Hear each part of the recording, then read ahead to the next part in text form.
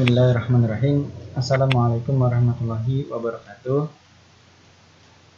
Alhamdulillah ala nikmatillah wala haula wala quwata illa billah.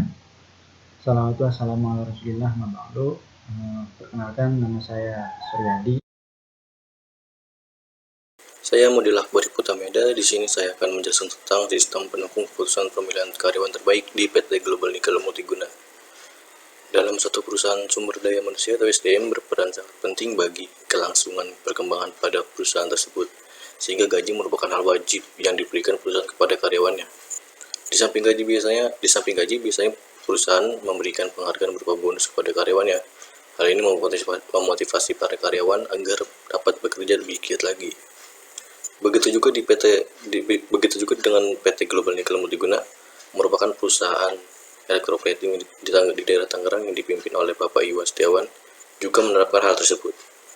Tetapi hanya karyawan yang dianggap berprestasi saja yang akan diberikan bonus terbulan oleh perusahaan tersebut. Oleh karena itu, diperlukan suatu sistem pendukung keputusan atau SPK yang dapat memperhitungkan segala kriteria yang mendukung pengambilan keputusan guna mempermudah proses pengambilan keputusan tersebut. Tujuan penelitian tersebut ada 4.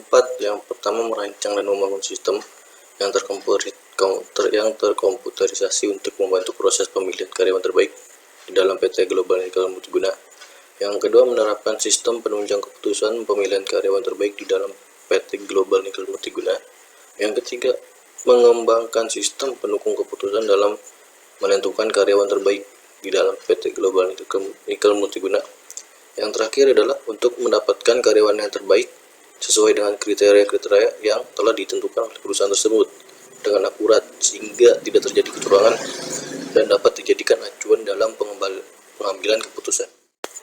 Manfaat penelitian ini ada 2. Yang pertama bagi penulisnya dan yang kedua bagi perusahaan. Bagi penulis itu sendiri, rancangan sistem ini memberikan pengalaman yang berharga untuk menerapkan secara langsung ilmu yang diperoleh selama menempuh pendidikan di STIMIK Muhammadiyah Banten. Dan bagi perusahaan itu sendiri, sistem ini diharapkan membantu efektivitas dalam penilaian karyawan terbaik di PT Global Nickel Multiguna, sehingga proses penilaian karyawan terbaik terhindar dari kecurangan dan kesalahan baik data maupun fakta yang mempengaruhi kualitas yang dimiliki oleh penerima penghargaan tersebut. Di sini ada beberapa definisi sistem menurut sumbernya masing-masing. Di sini yang pertama, menurut Tata Stabri dalam buku analisisnya sistem informasi, bahwa sistem informasi adalah sekelompok unsur yang erat hubungannya dengan suatu yang lain yang berfungsi bersama-sama untuk mencapai suatu tujuan. Adapun menurut Abdul Qadir, sistem ialah sekelompok elemen-elemen yang saling terintegrasi dengan maksud dan tujuan yang sama untuk melaksanakan sasaran yang telah ditentukan. Di sini juga ada menurut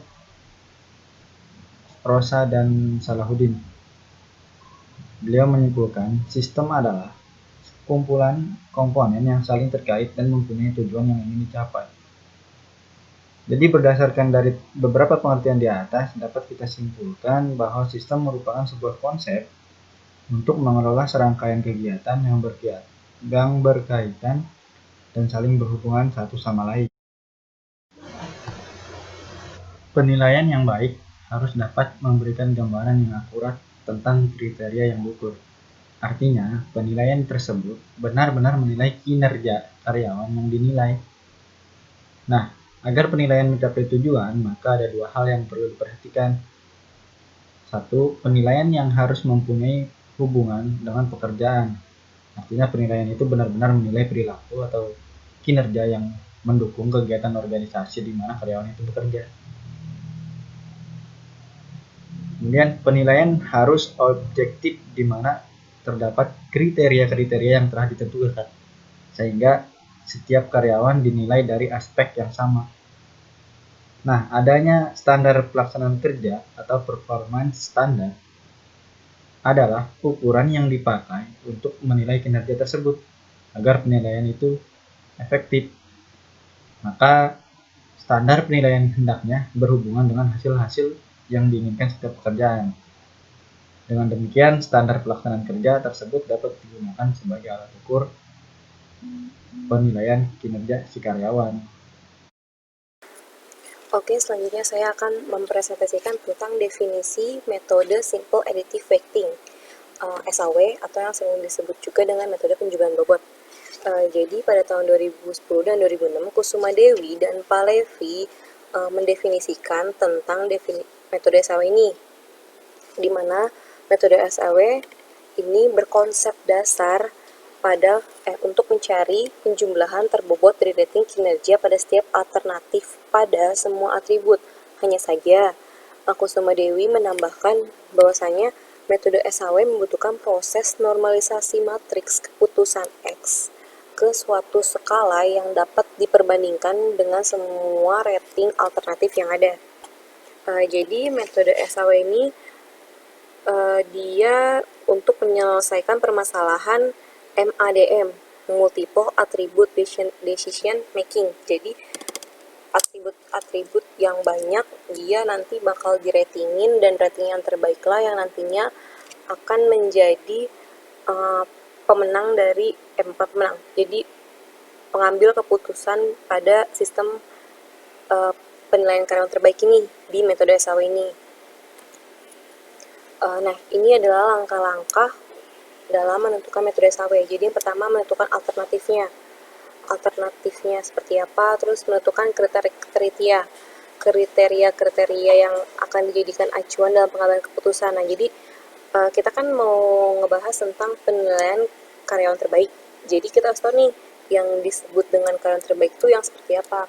Nah, di PT Global Nickel ini yang absensinya bagus itu yang bakal menjadi salah satu kriteria dari menerima kandidat karyawan terbaik. Terus ada realisasi kerja dan penilaian karakter.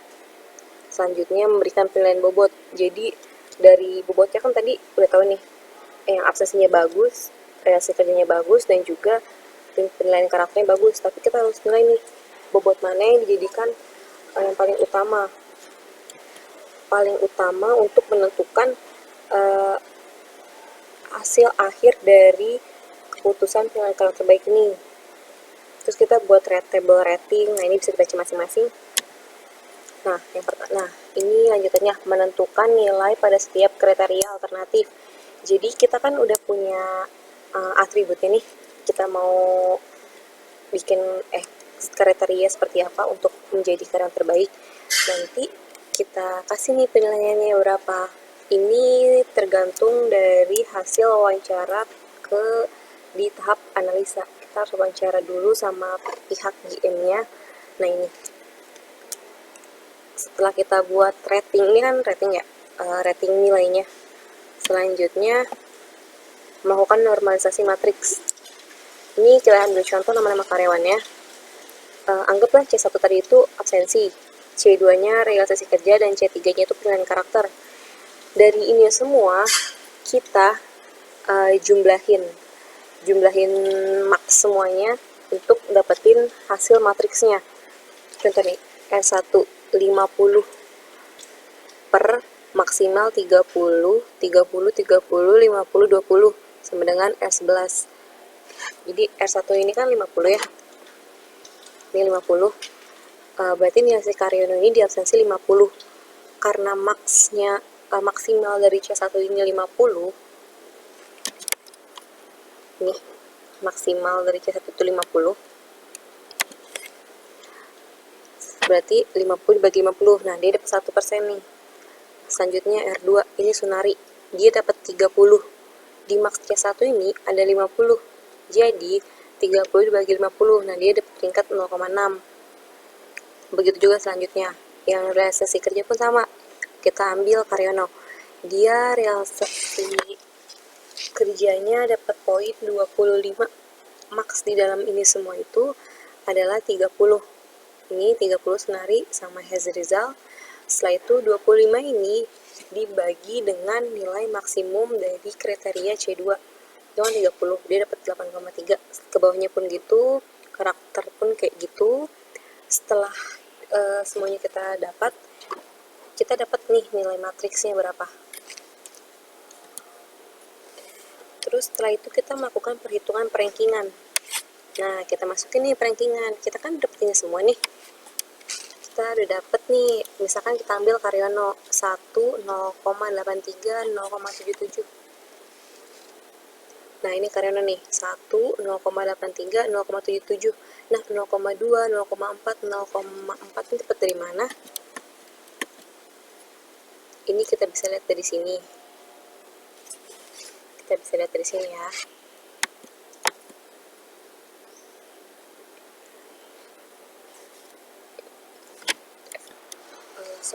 Jadi yang 0,2, 0,4, 0,4 ini tuh jadi untuk menentukan penilaian karyawan terbaik itu ada 3 kriteria. Nah, kriteria utama ini adalah realisasi kerja dan penilaian karakter. Selanjutnya 20%-nya lagi itu dari absensi. Nah, setelah kita ambil kayak gini, kita dapat nih rata-ratanya 8,4, 9,2. Setelah itu kita buat perankingan. Dari tabel perankingan ini yang nilainya, hasil nilainya paling besar itu didapat sama Sunari 0,92. Nah, ini yang bakal kita kasih ke GM, General Management, untuk mengambil keputusan nih. Jadi apakah Sunari ini nanti bakal jadi karyawan terbaik? Nah, ini nanti pengambilan keputusannya bisa berdasarkan dari hasil perhitungan di metode SAW ini. Oke, selanjutnya ini adalah definisi PHP. PHP merupakan bahasa pemrograman berbasis web yang sudah sering digunakan. Jadi si PHP-nya ini adalah dan HTML ini nanti yang akan dijadikan buat ngoding, buat membuat sistemnya. Nah, terus MySQL ini juga sama ya. Adalah database yang menghubungkan script PHP menggunakan perintah query dan escape karakter yang sama dengan PHP.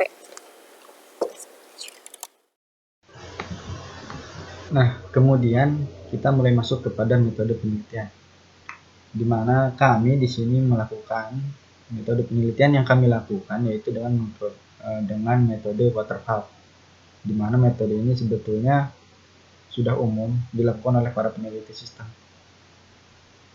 Untuk dalam melakukan metode penelitian ini ada beberapa tahap penelitian yang kami lakukan, yaitu di sini ada analisis.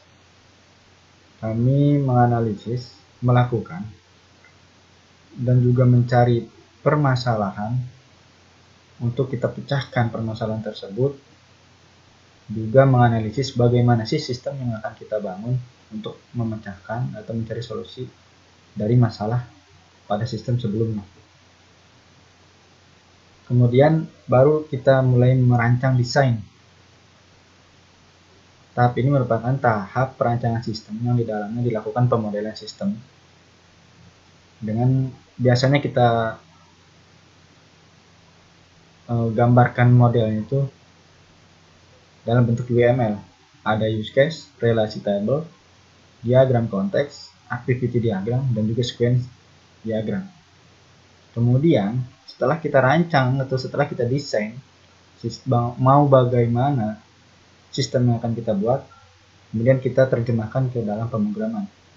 Kita terjemahkan sistem tersebut menggunakan bahasa pemrograman, atau biasa teman-teman kenal itu kita mulai coding, di mana tahap ini merupakan tahapan perancangan sistem yang di dalamnya dilakukan pemodelan sistem dengan use case.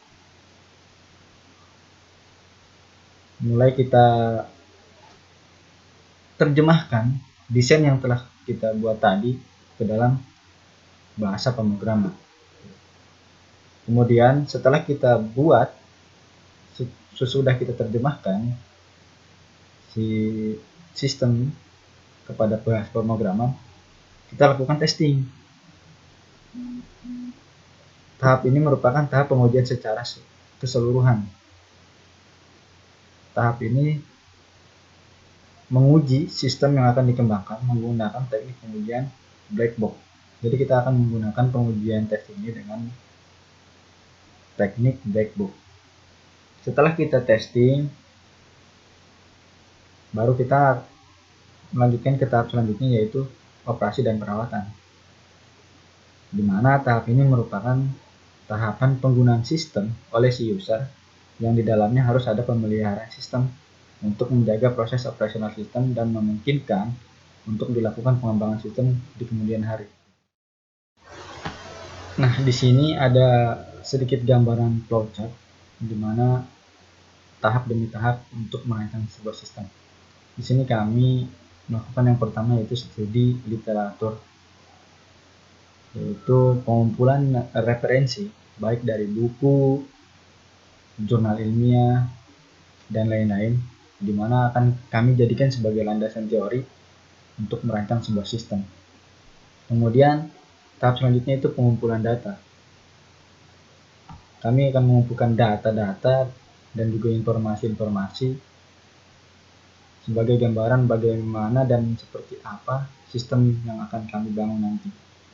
Kemudian mulai merancang sistem. Setelah data terkumpul, informasi terkumpul, dan kami sudah menentukan akan membuat sistem yang seperti apa, kami akan mulai merancang sistem. Kemudian setelah kami rancang sistem, jika semuanya sudah terpenuhi, baik itu data maupun gambaran, referensinya, dan kita sudah melakukan pembuatan rancangan, maka tahap selanjutnya itu pengembangan sistem. Pengembangan sistem ini akan seperti apa dan bagaimana sistem yang akan kita buat, fungsinya juga untuk apa.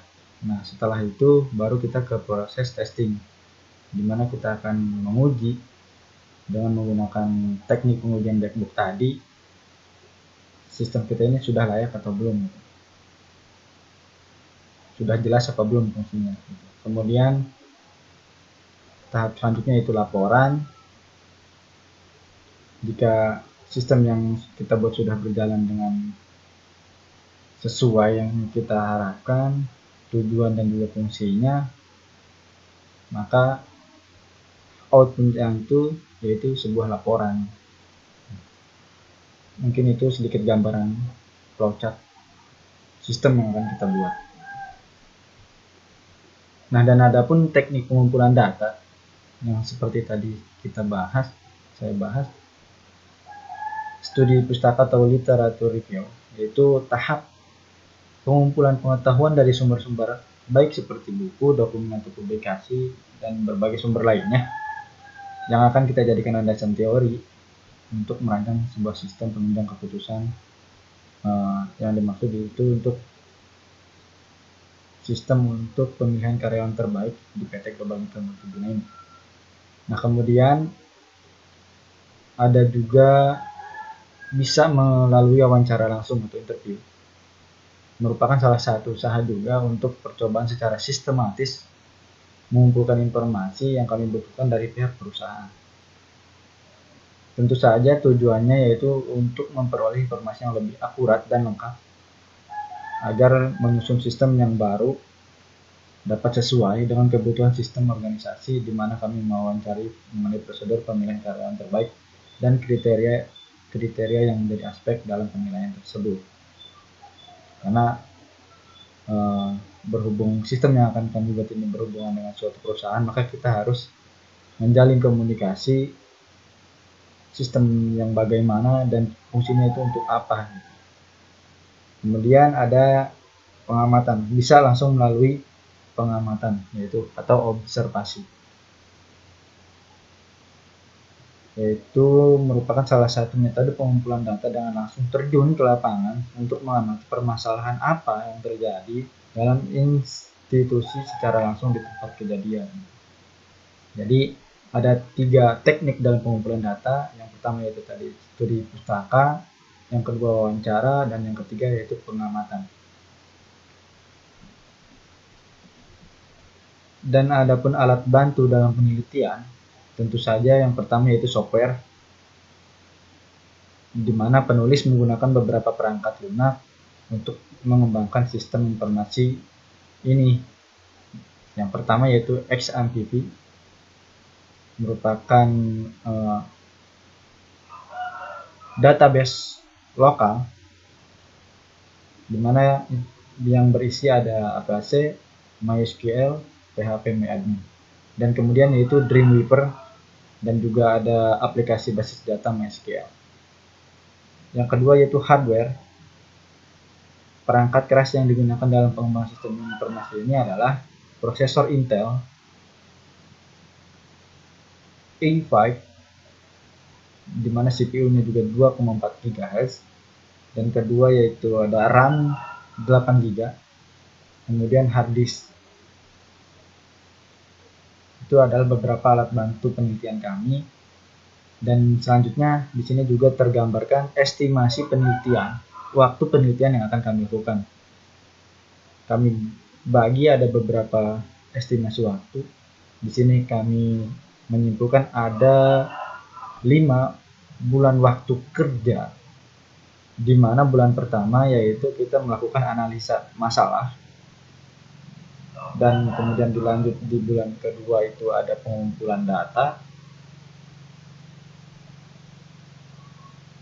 kemudian desain sistem, dan juga coding sistem. Kemudian di bulan ketiga kita mulai pada pengembangan di coding sistem tersebut, training sistem, dan juga di bulan 45 itu kita melakukan implementasi sistem. Kemudian di bulan terakhir, di bulan 5 kita melakukan laporan terakhir hasil dari rancangan sebuah sistem kami dan juga hasil dari penelitian kami. Metode pengembangan yang digunakan dalam penelitian ini ada dua, yaitu waterfall dan SDLC. Menurut Muhammad Tabrani, metode SDLC air terjun atau waterfall sering juga disebut model sekuensial linear atau alur hidup klasik. Model air terjun menyediakan pendekatan alur hidup perangkat lunak secara sekuensial dan terurut dimulai dari analisis, desain, pengkodaan, pengujian, dan tahap pendukungan. Metode ini menggambarkan pendekatan yang cukup sistematis juga beruntun untuk pengembangan software. Di tahapan ini ada 6 proses. Yang pertama itu planning, merencanakan jadwal perencanaan sistem. Yang kedua analisis, menganalisa kebutuhan yang dibutuhkan untuk menunjang sistem. Yang ketiga desain dilakukan sebelum proses coding dimulai. Yang keempat implementasi. Fase ini disebut juga tahap penyebaran. Pada tahap ini software disebarkan setelah melewati proses yang melibatkan beberapa persetujuan manual. Yang kelima testing dan integration. Di proses ini sistem harus mulai pengujian sebelum digunakan atau dikomersialkan. Yang terakhir maintenance atau pemeliharaan sistem yang sudah dibuat, yang sangat penting untuk prevensi di kemudian hari. Pemeliharaan ini ialah tahap akhir yang menjadi pemulaan fase yang baru, yaitu penggunaannya. Dan berikut adalah desain sistemnya, yaitu admin menginput ke database, kepala departemen dan ARM dan GA menginput ke database, diproses, dan hasil akhirnya diserahkan oleh pemimpin perusahaan tersebut. Kurang lebih begini tabelnya, ada kode, ada nama kriteria, kategori, bobot, dan action. Sekian dan terima kasih.